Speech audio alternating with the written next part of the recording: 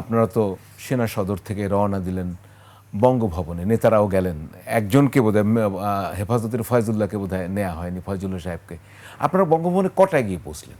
আমরা সেনা সদর থেকে মানে এক্স্যাক্টলি চিফের অফিসের সামনেই দুটো কোস্টার লাগানো হলো। আমরা যত পলিটিশিয়ান ছিল আপনাদের সবাই যার যার গাড়ি না নিয়ে আমরা একসাথে যাই, তাহলে রাস্তায় যেহেতু অনেক ভিড় তাহলে তাড়াতাড়ি পৌঁছানো যায়। দুটো কোস্টার লাগানো এবং আমরা সেই দুইটা কোস্টারে আমরা ভাগাভাগি করে উঠলাম। আমি প্রথমটাতে আমি ছিলাম, আমার সাথে মির্জা আব্বাস আমার ডানে ছিল, বা আমাদের মির্জা ফখরুল ইসলাম আলমগীর ছিলেন, তারপরে জামাতে আমির, তা আরও অনেকে ছিলেন ওখানে। যাই হোক, তো আমরা ঠিক 3টার সময় রওনা দিলাম এবং যখন জাহাঙ্গীর গেট আসলাম এবং আমাদের সাথে 3 বাহিনী প্রধান আমাদের সামনে গাড়িতে ছিলেন, এপিসি যেগুলো আর্মার পার্সোনাল ক্যারিয়ার সৈনিক সহ প্রোটেকশন দিয়েছে।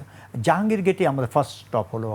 ওখানে জনগণদের উল্লাস এবং ক্যান্টনমেন্টে ঢুকতে দেওয়া হচ্ছিল না। এবং ওখানে কিছুক্ষণ থামার পরে ওখানে আমি আসিফ নজরুল এবং জুনায়েদ, তখন আমার খেয়াল আছে, ওনারা নেমে একটা ড্রামের উপর দাঁড়িয়ে জনগণকে কিছু বক্তব্য রাখলেন। তারপরে আমরা শুরু করলাম জার্নি। এবং আমরা যখন র্যাঙ্কস ভবনের কাছে আসলাম তখন আমরা দেখলাম যে একটা বিরাট একটা শেখ মুজিবের যে একটা বিরাট স্ট্যাচু ছিল, জনগণ দড়ি লাগিয়ে ওটা ভাঙার চেষ্টা করছে এবং মানে বিরাট জনসমাবেশ, সবাই উৎফুল্ল এবং সবাই এমন একটা পরিস্থিতি যে এটা তখন আমার মনে হচ্ছে আমার চোখ দিয়ে পানি বেরিয়ে গেছে এই জনগণের উল্লাস দেখে, যে জনগণ কত ফুর্তি। আমার মনে আছে ফখরুল ভাই সামনে ঠিক কোস্টারের সামনে দাঁড়িয়েছে, জনগণ মানে পাইপ পারলে গাড়িটা ভেঙে ফেলে, কাজ ভেঙে যায় এমন হিসাব।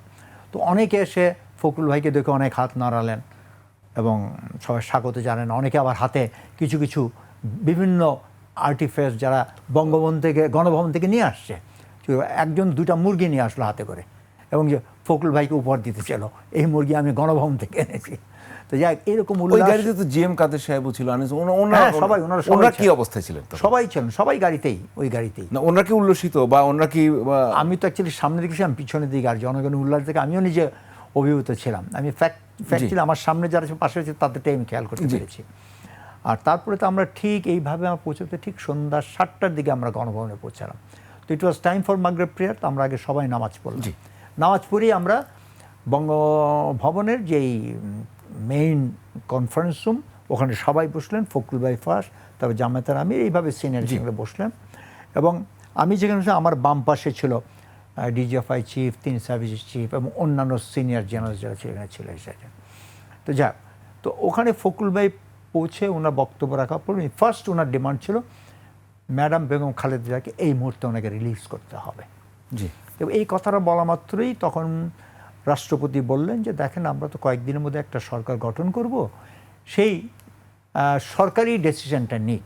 জি। তখন কিন্তু সেনাপ্রধান হি ইন্টারাপ্টেড এবং বললেন যে no sir, you have the authority, you are the sole authority, আপনি ওনাকে এই মুহূর্তে ছেড়ে দেন। জি। এটা কিন্তু সেনাপ্রধান নিজেই উনি ইনসিস্ট করুন, তখন এই ডিসিশনটা তখনই ওখানে নেওয়া হয় যে ম্যাডাম খালেদা জিয়াকে কারামুক্ত করা হবে। আমি আরেকটু বিষয় জানতে চাচ্ছি, তো সেনা সদরে কোনো স্টুডেন্ট লিডাররা ছিলেন না যারা আন্দোলনের অগ্রভাগে ছিলেন?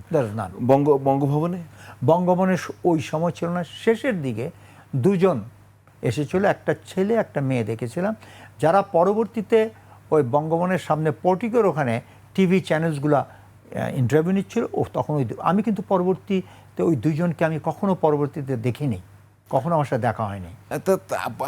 মানে এটা প্রশ্নটা এখনো রয়ে গেছে যে আসলে তো মানে ওখানে কোনো সমন্বয়করা জানুনি, কিন্তু আপনারা কি ধারণা করতে পারেন যে তাদেরকে কারা নিয়ে এসেছিল বা কাদের? না, এটা তো স্টেটে জুনায়েদ এবং আসিফ নজরুল যে 2জন আসছে তাদের ডাইরেকশন, এবং Junaid was also guiding them.